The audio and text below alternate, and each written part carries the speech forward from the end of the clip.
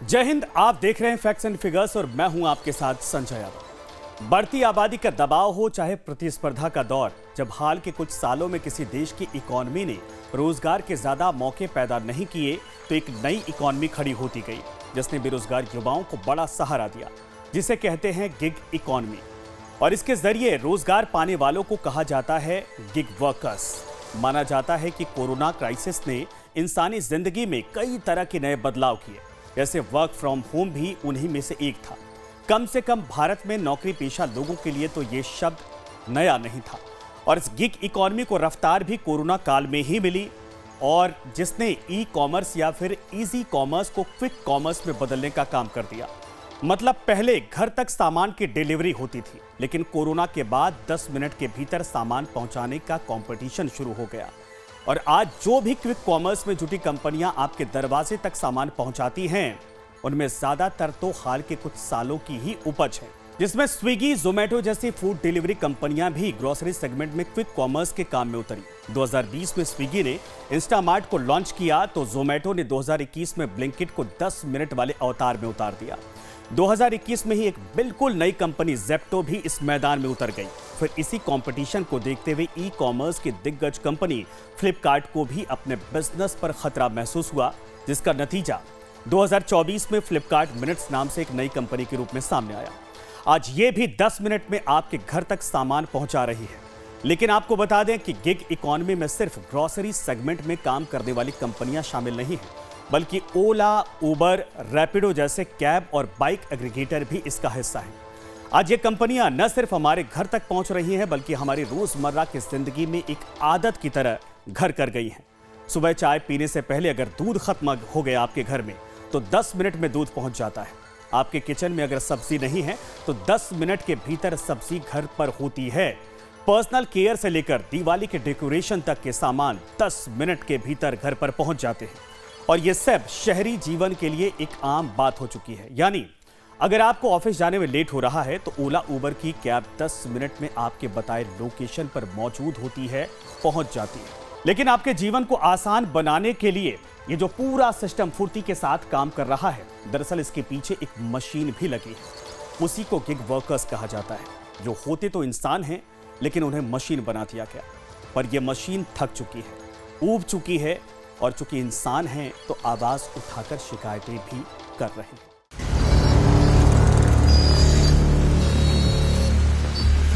में किलोमीटर के हिसाब से कम पैसे दिए जाते हैं। राइटर का एक्सीडेंट हुआ था, 20 लाख रुपए लगे उसके राइटर के, और कंपनी ने 1 रुपया भी नहीं दिया उसको। वो लेट हो जाता है, उसमें कस्टमर फ़ोन करते हैं और वो पैसे काट लेते हैं वो कंपनी वाले। महीने का ऐसे मान लो 10 से 15 हज़ार रुपये होती है सारा खर्चा निकाल के। आधमरे पड़ जाएंगे तब कुछ करेगी, नॉर्मली पे कुछ इलाज नहीं करेगी। कि हमारी जो ड्यूटी का जो टाइमिंग है इसको थोड़ा छोटा किया जाए। आज फैक्ट्स एंड फिगर्स में हम गिग इकोनॉमी और गिग वर्कर्स के समस्याओं और शिकायतों को लेकर पूरी चर्चा करने वाले हैं। हम समझेंगे कि गिग वर्कर्स के सामने सबसे बड़ी परेशानी आखिर क्या है, गिग वर्कर्स की शिकायतों को सुनने वाला आखिर कौन है, साथ में गिग वर्कर्स एक दिन में कितना पैसा कमाते हैं और कितना उनको बचत होती है, बचा पाते हैं। गिग वर्कर्स की सरकार से मुख्य मांगे क्या हैं जिसको लेकर हड़ताल की जा रही है, और देश नहीं दुनिया में गिग इकोनॉमी का आंकड़ा आखिर कितना बड़ा आकार ये है। लेकिन शुरुआत गिग वर्कर्स की परेशानियों के साथ करेंगे, क्योंकि यही हमारी इस पूरी चर्चा के केंद्र में है। पर उससे भी पहले ये जान लीजिए कि पश्चिमी दुनिया से स्टार्ट हुआ ये कॉन्सेप्ट आज भारत में बहुत बड़ा बन चुका है। तो नीति आयोग की रिपोर्ट के मुताबिक 2020-21 में भारत में गिग वर्कर्स की संख्या करीब 75 लाख थी, जो 2024-25 यानी कि 4 वर्षों में 4 सालों में बढ़कर 1 करोड़ 25 लाख के पार पहुंच गई। और अगले 4-5 सालों में, 4 से 5 सालों में यानी कि 2029-30 तक अगर इसको देखें तो अनुमान जो है वो 2 करोड़ 35 लाख पहुंचने का जताया जा रहा है। यानी हर गुजरते साल के साथ इसमें 20% का इजाफा हो रहा है। लेकिन देश के बड़े बड़े शहरों में काम कर रहा इतना बड़ा वर्कफोर्स पूरी तरीके से असंगठित क्षेत्र का हिस्सा है। इसकी वजह से इन लोगों की शिकायतों की लिस्ट बहुत लंबी है। गिग वर्कर्स वो हैं जो किसी ऐप बेस्ड कंपनी के साथ जुड़कर ग्राहकों को सीधे सेवाएं देते हैं, और ये एक तरह से फ्रीलांसर कहलाते हैं। और अपने ही काम के बॉस माने जाते हैं। काम का घंटा भी वो खुद तय करते हैं। ये सारी बातें इशारा करती हैं कि इनकी हालत नौकरी करने वालों से बेहतर होती होगी। किसी गलत कंपनी के बनाए मनमर्जी के नियमों से बंधकर ये घुटन के साथ नहीं जीते होंगे। लेकिन गिग वर्कर्स के हालात, उनके काम की हकीकत ऐसी बिल्कुल नहीं है। ये लोग गिग इकॉनमी चलाने वाली बड़ी बड़ी कंपनियों के एक तरह से बंधक बन चुके हैं और घुटन के साथ जीने को मजबूर भी हैं। हमने इनकी कुछ बड़ी और रोजाना आने वाली व्यवहारिक समस्याओं को आपके सामने शब्दों में लिखा। पहले एक एक कर उसे देखिए, फिर कैमरे के सामने उनकी आप बीती भी आपको सुनाने वाले हैं। गिग वर्कर्स का कहना है कि कभी ट्रैफिक या फिर लोकेशन नहीं मिलने की वजह से देरी हो जाती है और कस्टमर की शिकायत के बाद अपनी जेब से उनको नुकसान भरना पड़ता है। अगर 10 किलोमीटर जाने में किसी ऑर्डर के लिए 10 रुपए प्रति किलोमीटर मिलते हैं उनको, तो वापस आने के लिए सिर्फ 6 रुपए पे किया जाता है, 6 रुपए दिया जाता है। अगर कोई गिग वर्कर किसी शिकायत के साथ आवाज उठाता है तो किसी न किसी बहाने से उसकी आईडी बंद कर दी जाती है। 10 मिनट के डिलीवरी के चक्कर में यानी जल्द पहुंचने का दबाव जो होता है, जिससे एक्सीडेंट का खतरा बढ़ जाता है और चोट लगने के बाद भी डिलीवरी के लिए उनको जाना पड़ता है, मजबूर होते हैं। अगर किसी ऑर्डर में कोई सामान कम निकलता है तो कस्टमर पैसे काट लेता है, लेकिन स्टोर पर गिग वर्कर को पूरे पेमेंट करने पड़ते हैं, पैसे देने पड़ते हैं। जो ऑर्डर था, सामान भले से कम रहे। कई कस्टमर भी सामान हैंडओवर करने के दौरान अच्छा व्यवहार नहीं करते हैं। दिवाली जैसे त्योहारों में कोई शिफ्ट में काम नहीं होता और हमें मशीन की तरह भगाया जाता है पूरे दिन भर। त्योहारी सीजन में दिवाली की पूजा शाम में होती है, लेकिन हम अपने घरों में पूजा तक नहीं कर पाते। ये बड़ी शिकायतें हैं। आपके घर तक ये गिग वर्कर्स सामान पहुंचा देते हैं, लेकिन क्या कभी आप सोचते हैं कि 10 से 15 मिनट ही सही, लेकिन ये कितनी चुनौतियों को पार करके आप तक पहुंचते हैं। 45 डिग्री में तपती दोपहर की गर्मी हो या फिर मूसलाधार बरसात या फिर 5 डिग्री वाली कड़कड़ाती सर्दी, ये हर हालत में 15 से 16-17 घंटे रोड पर ही रहते हैं। सुबह 9 बजे से रात के 12-1 बजे तक, दिन हो या फिर रात, किसी तरह टाइम पर डिलीवरी की कोशिश करते हैं। कभी कभी तो इन्हें पैर या फिर हाथों में चोट भी लगी होती है, फिर भी ये अपनी आईडी बंद नहीं करते। इन समस्याओं को आप खुद गिग वर्कर्स की जुबानी ही सुनिए। चोट ऑर्डर देते आते पे चोट लगी थी। ऑर्डर देने गए थे, उसके बाद आ रहे थे तब चोट लग गई थी इसमें। काम तो अभी तक तो काम कर नहीं रहे थे, आज आए हैं काम करने के लिए। तो ये मेरा छोटा भतीजा है, ये बाइक चला रहा है, हम काम कर रहे हैं। और जो मेरे को जो चोट लगी थी वो उसका तो कुछ है ही नहीं। ये उंगली ये देखिए मेरी पूरी फट गई थी, ये पूरी फटी पड़ी है उंगली, ठीक हुई है। तो इसका भी जो खर्चा हुआ, जो इतने दिन में घर में बैठा हुआ था, वो भी कुछ नहीं मिला। तो गिग वर्कर्स ये सब करते हैं ताकि इनका घर किसी तरह चलता रहे, लेकिन जब हमने इनके घर के खर्चे और इनकी कमाई के बारे में बारीकी से समझना चाहा तो मालूम होता है कि इतने जतन से काम करने के बाद भी इनके घर का खर्चा चलना मुश्किल हो जाता है। जो बाइक से करते हैं उनका तो 200-250 का पेट्रोल जाता ही है। हम लोग ये हमारा 300 का रेंटल जाता है एक दिन का। हाँ, 300-200 जैसे बाइक 200-300 का रेंटल जाता है एक दिन का। वही 600-700-800 हो जाते हैं। हाँ, कितने का पेट्रोल लग जाता है? मेरा तो ईवी गाड़ी है। ईवी में कितने का खर्चा आ जाता है? ये 220 रुपये रोज का रेंटल है। तब भी महीने का क्या बचता है, खा पी के सब बराबर ही हो जाता है। क्योंकि रूम वगैरह सब रेंट भरना, गाड़ी का देखना। अब वही है 20 रुपए के 30 रुपए के ऐसे ऑर्डर मिलते हैं हमें। अब हमें 28 ऑर्डर 29 ऑर्डर मारने होते हैं, उसमें तेल का खर्चा, गाड़ी का मेंटेनेंस और भी काम होते हैं। वो जब जाके मिलते हैं, जब हम 11 बजे तक लॉगिन करेंगे हम जी, लोग 11 बजे तक लॉगिन करना पड़ता है मैम। 600, 700, 800 मैम। तेल का 200 रुपये, 300 रुपये, ज़्यादा चलती है तो 400 रुपये भी हो जाता है। बचत वही 500-600 रुपये रोज के दिन का। गिग इकॉनमी से जुड़े ज्यादातर लोग युवा हैं, जहां 16 से 23 साल की युवाओं की भागीदारी 2019 से 2022 के बीच 8 गुनी बढ़ी है।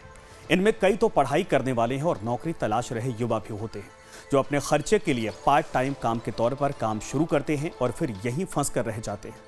गिग वर्कर्स का काम कर रहे कई युवा ग्रेजुएशन तक पढ़े लिखे होते हैं। कुछ का कहना है कि उनके पास तकनीकी कोर्स और डिप्लोमा भी है, लेकिन कहीं और नौकरी नहीं मिलने की वजह से ऐप बेस्ड कंपनियों के साथ काम करने को मजबूर हो गए हैं, जहां उन्हें बिना किसी सुविधा के घंटों काम करने के लिए मजबूर होना पड़ जाता है।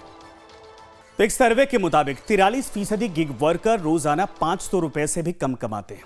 आप समझिए कि 500 रुपए से कम की कमाई एक दिन की इनकी है, क्योंकि वर्कर अपने राइड वैल्यू का करीब 30 से 40% हिस्सा प्लेटफॉर्म फीस और कटौतियों में खो देते हैं।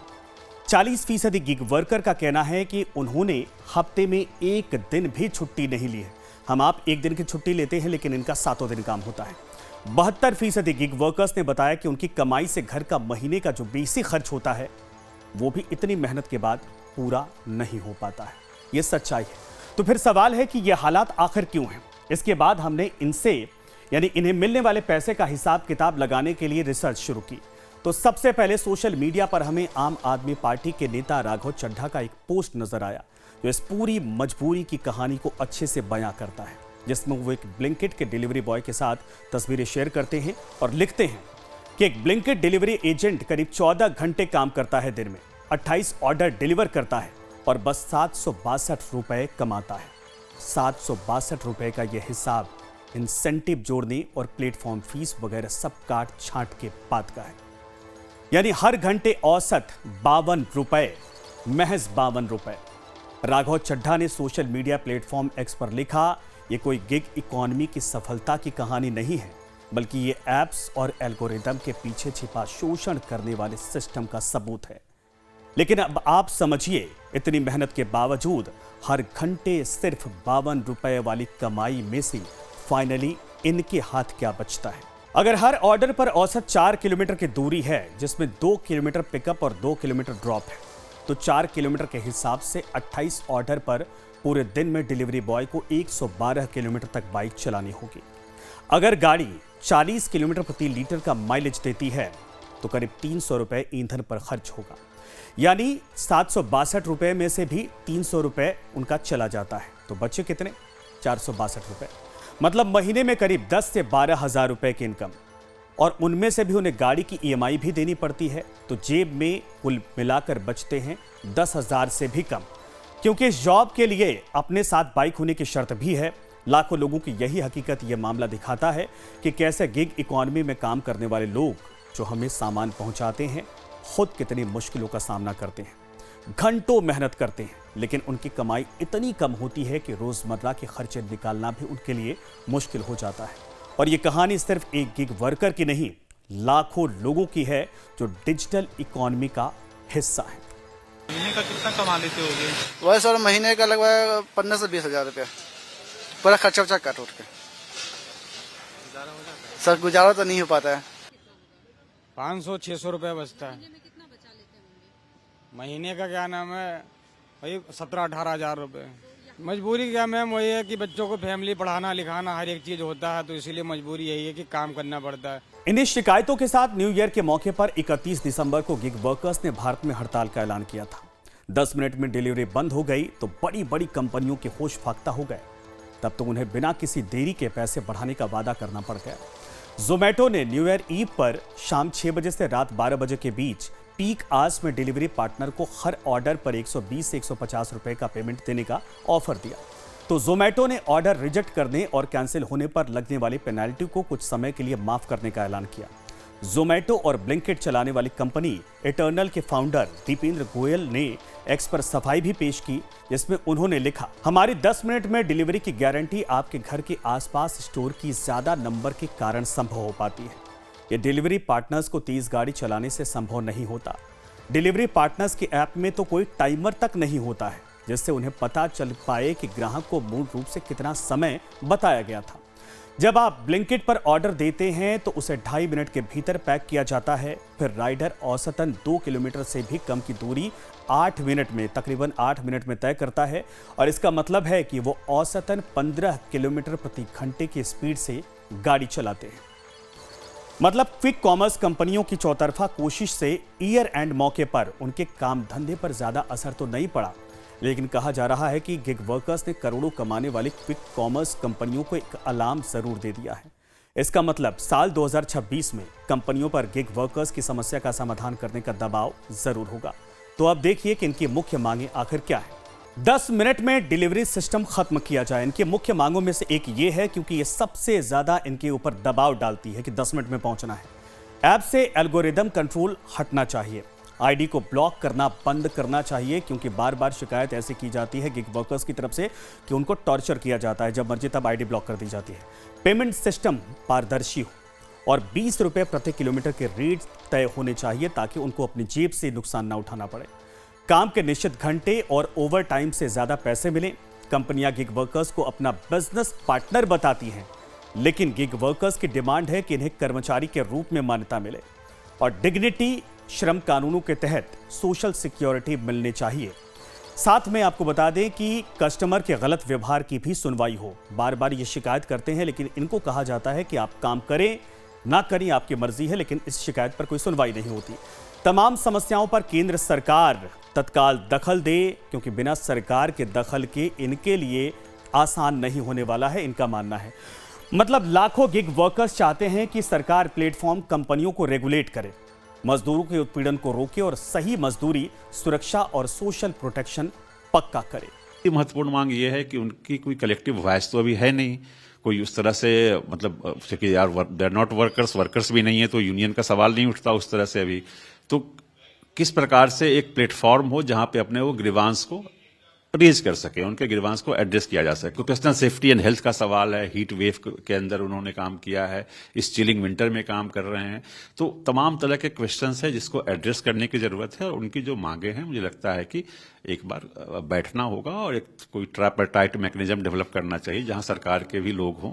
पर ऐसा नहीं है कि सरकार इस समस्या से वाकिफ नहीं है, कोई कानून मौजूद नहीं है। कई राज्यों में गिग वर्कर्स की सोशल सिक्योरिटी को लेकर कानून मौजूद हैं, तो केंद्र सरकार भी इसको लेकर गंभीर है। फरवरी 2025 में पेश किए गए बजट के दौरान ही वित्त मंत्री निर्मला सीतारमण ने गिग वर्कर्स के लिए बड़ा ऐलान किया था, जिसमें उन्होंने गिग वर्कर्स को न्यू एज सर्विसेज इकोनॉमी का नाम दिया था। एक बार फिर उस बयान को सुनना चाहिए। Security scheme for welfare of online platform workers. Gig workers of online platforms provide great dynamism to the new age services economy. Recognizing their contribution, our government will arrange for their identity cards and registration on the e-Shram portal. They will be provided healthcare under PM Jan Arogya Yojana. This measure is likely to assist nearly 1 crore gig workers. यानी हड़ताल तो दिसंबर महीने में हुई, केंद्र ने फरवरी 2025 में ही इसकी चिंता जाहिर की थी और बजट में प्रावधान भी तय कर दिया था। इसके मुताबिक सभी गिग वर्कर्स का ई श्रम पोर्टल पर रजिस्ट्रेशन होगा और उन्हें केंद्र सरकार की पीएम जन आरोग्य योजना के तहत हेल्थ कवर मिलेगा। इसके बाद नवंबर महीने में केंद्र सरकार 4 नए लेबर कोड भी लेकर आई। 31 दिसंबर 2025 को हड़ताल के बाद श्रम और रोजगार मंत्रालय ने उन नियमों के ड्राफ्ट जारी कर संबंधित स्टेक होल्डर्स से फीडबैक की मांग भी की है। मंत्रालय ने जिन 4 लेबर कोड के नियम जारी किए हैं, उनमें वेतन संहिता 2019, औद्योगिक संबंध संहिता 2020, सामाजिक सुरक्षा संहिता 2020 और व्यावसायिक सुरक्षा स्वास्थ्य एवं कार्य परिस्थितियां संहिता 2020 शामिल है। तो मंत्रालय ने जिन 4 लेबर कोड के नियम जारी किए हैं, उनमें वेतन संहिता 2019, औद्योगिक संबंध संहिता 2020, सामाजिक सुरक्षा संहिता 2020 और व्यावसायिक सुरक्षा स्वास्थ्य एवं कार्य परिस्थितियां संहिता 2020 शामिल है। सरकार इन चारों संहिता को पूरे देश में एक साथ 1 अप्रैल 2026 से लागू करने के मूड में है। तो इन नियमों का मकसद ऑनलाइन प्लेटफॉर्म के जरिए काम करने वाले लोगों को बेहतर सुरक्षा देना है।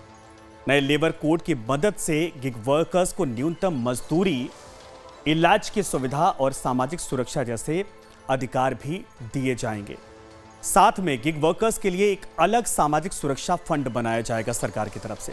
सामाजिक सुरक्षा फंड में कंपनियों से लिया गया योगदान जमा होगा और इन कंपनियों को अपनी सालाना कमाई का 1 से 2% हिस्सा सामाजिक सुरक्षा फंड में देना होगा, जो सरकार तय करेगी, जो वर्कर्स के 5% से ज्यादा नहीं होगा। अगर कोई कंपनी तय समय पर अपना हिस्सा जमा नहीं करती है तो उसे हर महीने 1% का ब्याज भी देना होगा। ये सरकारी नियम में लागू कर दिया जाएगा। मंत्रालय ने साफ किया है कि अगर कोई गिग वर्कर्स किसी दिन ऐप के जरिए एक भी ऑर्डर या ड्राइव को पूरा करता है तो वो दिन उसके कामकाजी दिन के तौर पर काउंट किया जाएगा, गिना जाएगा। तो सरकार ने पहली बार गिग वर्क यानी कि अस्थायी काम, प्लेटफॉर्म वर्क यानी कि ऐप आधारित काम और एग्रीगेटर्स यानी कि जोमेटो, स्विगी जैसे कंपनियां, ये परिभाषा भी तय कर दी है अब 16 साल या उससे ज़्यादा उम्र के हर अस्थायी कामगार को कर्मचारी को आधार जैसे दस्तावेजों के आधार पर एक निर्धारित पोर्टल पर अपना रजिस्ट्रेशन करना होगा। फिर एक डिजिटल पहचान पत्र मिलेगी जिसे पोर्टल से डाउनलोड किया जा सकेगा। आधार से जुड़े यूनिवर्सल अकाउंट नंबर UAN के जरिए वर्कर्स के लिए सरकारी सुविधाओं और फायदे को पाना आसान हो जाएगा। ये सुविधा पूरे देश में मान्य होगी, जिससे मजदूर चाहे किसी भी राज्य में जाकर काम करें और उन्हें उनका हक मिलेगा। लेकिन इन सब के लिए एक शर्त भी है। किसी गिग वर्कर के लिए एक वित्तीय वर्ष में किसी एक एग्रीगेटर के साथ कम से कम 90 दिन काम करना होगा, यह जरूरी कर दिया गया है। अगर उन्हें अलग अलग कंपनियों के साथ उन्होंने काम किया है तो आप समझिए कि उसके लिए भी काम के दिनों को जोड़कर गिना जाएगा उसका, और कुल 120 दिनों का काम पूरा होना चाहिए।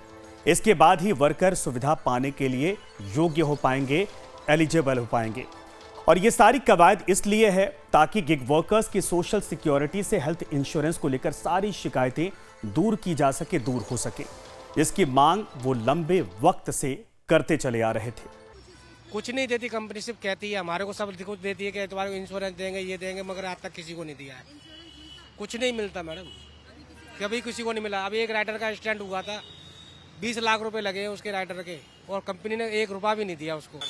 अगर डिमांड ये है सर, कंपनी ये है सरकार से कि हमारा इंश्योरेंस बने, अगर बाई चांस एक्सीडेंट हो जाए तो, या अगर बाई चांस अगर रास्ते में मिट्टी हो जाए, उनका इंश्योरेंस मिले और क्लेम मिले, वाइफ को या मेरे परिवार को। तो 2025 में गिग इकोनॉमी दुनिया भर में एक विशाल आकार ले चुकी है, जो न केवल गिग वर्कर्स की संख्या से जुड़ी है, बल्कि इसके बूते खड़ी अर्थव्यवस्था को भी नजरअंदाज करना मुश्किल है। अब एक नजर दुनिया भर में खड़ी ग्लोबल इकोनॉमी के आंकड़े पर भी डालिए। दुनिया में गिग इकोनॉमी की वैल्यू $582 बिलियन के करीब है, यानी भारतीय करेंसी में देखें तो करीब 48 लाख करोड़ रुपए के आसपास। इस इंडस्ट्री में ऑनलाइन प्लेटफॉर्म से जुड़े गिग वर्कर्स की संख्या 15 करोड़ से ज्यादा है।